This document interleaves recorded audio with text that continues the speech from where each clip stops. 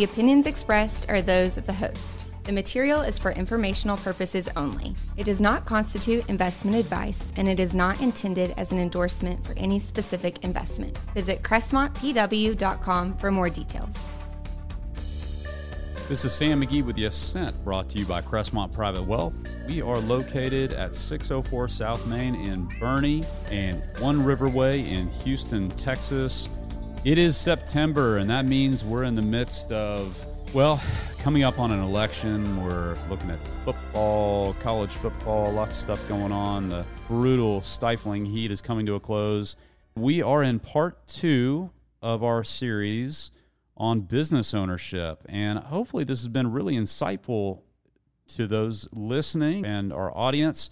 And if you haven't listened to part 1, you can find that on our website, www.crestmontpw.com. Today, I've got a very special guest, and I don't even know why I should call this guest. This is my wife. So I have Kristen McGee here in the studio today, who's never done this, looking at me like, oh my gosh, why am I doing this? But she's on here anyway. I love her to death. Here she is. Kristen, thanks for coming. Why I'm doing this? Because it's part of being the wife of an entrepreneur. That's why I'm doing this. No, that's no, right. I'm teasing. That's I love right. you. That's why I'm doing this. Yeah, I know. So I do think it really is important, though, when we have listeners that are considering business ownership, you know, the good, the bad, the ugly. I think it's really important that we be real on this show to share insights into that, because there may be some people out there that are considering going into business that may be in the corporate life, or they're in college and they're considering going the business route, or maybe they want to take over that family business in a wealth transition from family. You know, sometimes, well, there's just not a guide to what really happens in real life. With my family on the show, hopefully this provides some insight. Let's go back to 2009. I was a banker. I had been working since 1998, working in corporate, had a great career, and really wanted to be an entrepreneur, really wanted to do something. You were pregnant with Izzy. This was our first child. And I come to you and I say, hey, I really want to start a business. So take us through that. Oh, goodness. This is like memory lane. You make me emotional here. I would first say, thinking back to that conversation, but the reality is it was many conversations. You know, just knowing you and knowing how God created you and how you were made. Being an entrepreneur was just in your makeup and was in your blood. And so to be completely honest, if I think back, well, maybe the timing was horrible. I mean, you used that word, not me. I mean, there was only a financial crisis the year before. It was pretty bad. It was unique. And I was near delivery of Izzy, working in nonprofit. We were debating whether I was going to go back to work or not. You know, that's also interesting in nonprofit. You know, then hard to make all those numbers line up in the nonprofit world at the time. So the idea of starting a business, if I was going to be home, that was a little scary. And like you said, financial crisis. Yeah, there was a lot of probably fear initially. But if I think back to it and thinking about what I said about your makeup and who you are and how you were created to be, how you're a leader, it really wasn't a surprise to me. And I mean, there's stories of when you were a kid and had a boomerang business. No warranties. You know, the story of being at a lodge in a national park and standing and opening the doors for the guests coming and going. And in my Boy Scout uniform, by the way. Yes, yeah. In your Boy Scout uniform, gathering tips, I think, from guests. So. I would gather up about $7 and go in and buy this like tub of ice cream and eat it and then repeat, rinse and repeat. I'm not so sure how the doorman or the bellhops felt about, you know. Taking over the job. Yes. But nonetheless, just hearing those stories and knowing you, I mean, yes, moments of fear, but also knowing that it was the right call and knowing that I wanted to support who you are and how you're created and the plans that God had for you. I was all in and excited to see where it could go, and knew that if you didn't do it, that it would be something that we could look up down the road and regret. And yes, a baby, you know, firstborn on the way, is that great timing? You know, a little dicey. You know, I think you got to pray about it and think, is this God's timing? And it was. Talk to us a little bit about adaptation. I think that's one key tenet of business ownership that maybe I didn't even realize. going into it, how important that ability would be. Perseverance, obviously, is very important if you're going to pursue in any business, any industry. I think it's incredibly important to know the amount of work that's going to go into it and the amount of challenges you're going to come across and opportunities, joy and pain, really. But we had to adapt a lot without using specifics, just thinking through 2010 all the way to present, what that's like the spouse of a business owner. What has that been like? I think being adaptable, I can think about, like you said, you have big picture, you have small picture. Small picture being that most evenings you're going to come home and I know it's going to be an interesting day. Most of your days are pretty unique and different and dynamic. That's part of the joy, is getting to hear all the different things that you are experiencing. I think we talked about this earlier today in a separate conversation, but it's sometimes like a roller coaster, but it's an exciting one. Yeah, there's moments where you're holding on with like a death grip going over the big hill. And more so in the early years, you'd say. Yeah, more so in the early years. Yeah, years, yes.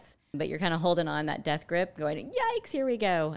But as you kind of go over that crest, then it's really exciting and it's really fun. And it's a joy to see you live out a purpose in a way that you can lead that I think can be different. I mean, you can lead in all companies by all means, but I do think entrepreneurship has just a unique leadership piece to it that is really exciting. So I think there's just that adaptability in that each day, each season is going to be a little bit new and a little bit different. You don't know quite what you're going to get. Sometimes it entails moves to new cities, moves that maybe initially you're not excited about. And since we are at Boerne Radio, I'll say we were all thrilled about this move. Oh, no doubt.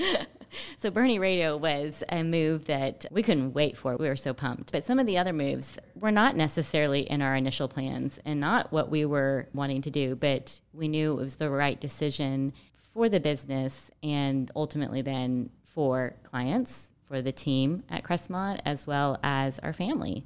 So I think having to kind of roll with those punches sometimes, adapting to things like, hey, today you may be licking stamps. Tomorrow you could be making massive decisions in a portfolio. There's just a whole wide range of pieces to it. Being willing to be flexible, and that can be also vacation.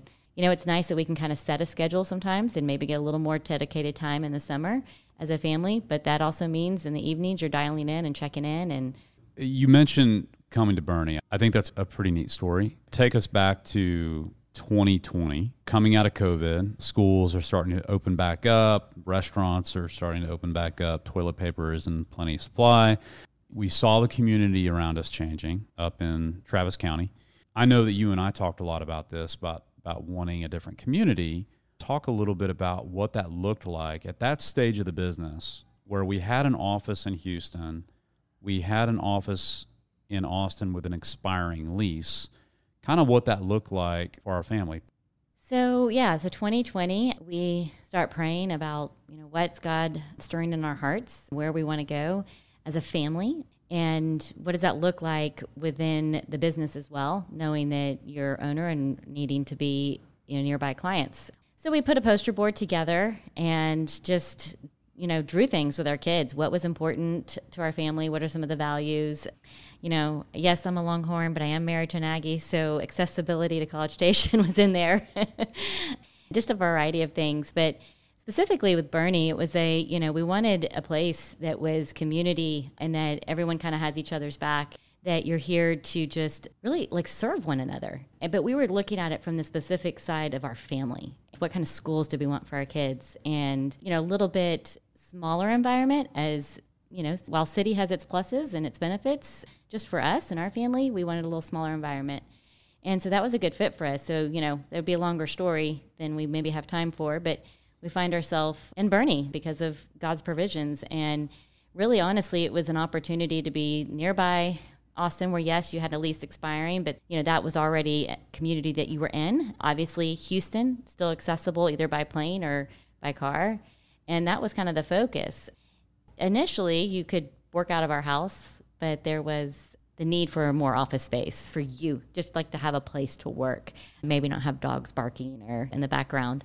So we looked around and found a spot, but found 604 South Main and really it was just a good fit for you to have a place to work and yes, see people, but not initially thinking about clients nearby, but again, God's plans and things unfold, and eventually we find that there's just more interest here and more demand here. I guess it goes back to that community where you're supporting one another and serving one another. And so it was an opportunity for people to get plugged into Crestmont, but also Crestmont and our family to serve and support the community. That's great. I think we've covered quite a bit today. And as I think about just the journey that we've been on as really a business family, I mean, we are. And we think about those that are considering entrepreneurship. Hopefully this has given just some insights into, what life is like for the spouse.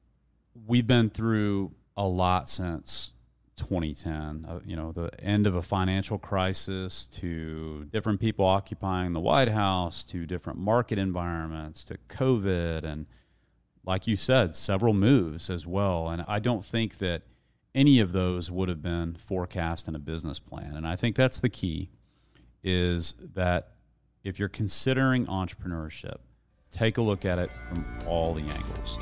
Take a look at it from the perspective of your values. Take a look at it from the perspective of what you're going to have to give up and what you gain. And that, it's a bit of a ride, but if you're geared for it, it's in your heart, in your DNA, you'll love it. I hope this has been useful to you. This is Sam McGee with the Ascent by Crestmont Private Wealth. You can reach us at info@crestmontpw.com or 604 South Main in Boerne and One Riverway in Houston, Texas. We have had a special guest, my lovely wife, Kristen McGee, on the show today. Thank you, Kristen, for being part of this. Thank you for having me. It's a joy. Have a great weekend, and God bless.